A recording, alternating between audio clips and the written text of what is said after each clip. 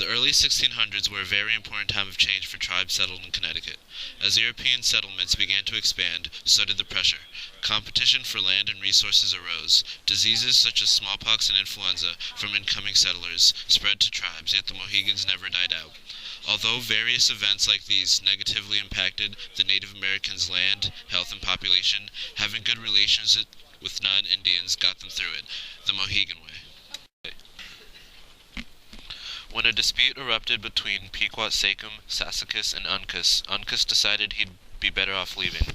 Uncas thought that interacting with the Europeans was critical, while others thought fighting them was their only choice. With his followers behind him, Uncas and his followers broke off from the Pequots and called themselves the Mohegans, or the Wolf People, named after their ancestors.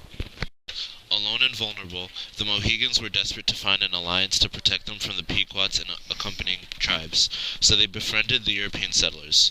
This was a huge asset in the shaping of the tribe's history, as you will continuously see through the events they've encountered. It helped them in ways such as defeating the Pequots and keeping the Mohegan people safe during King Philip's War. As previously stated, Uncas thought it was important to interact with the Europeans. Because of this, the Mohegans became scouts for Washington's army.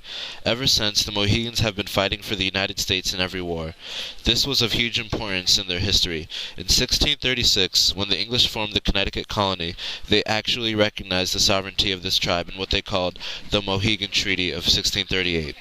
This has protected them since, and evidently was a huge benchmark in the tribe's history. The Mohegans even have unique rights laid out in the Constitution. In 1978, the government stated that tribes were now able to petition for federal acknowledgement. Obviously, the Mohegans jumped on this opportunity right away, within the first year even. They were officially acknowledged on March 7, 1994. Even today, we can see that the tribe has been positively influenced by their alliance with European settlers. They refer to their commitment of having good relations with non-Indians as the Mohegan Way. They are currently located on the western bank of the Thames River. They've been independent since before the Europeans began settling in America. They have full civil jurisdiction over their lands and are governed by tribal constitution. This entitles a tribal council, which is the legislative and executive branch, and a council of elders, which is the judicial branch of the government.